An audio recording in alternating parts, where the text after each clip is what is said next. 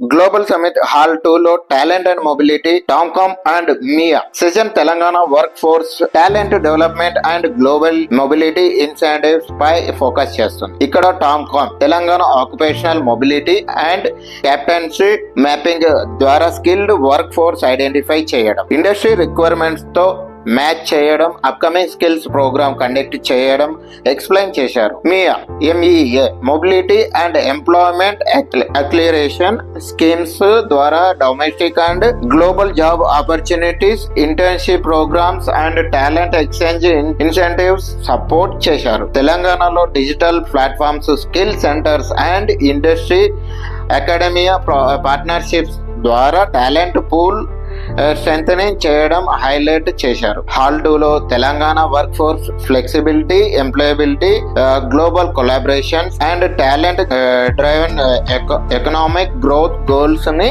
Showcase చేశారు.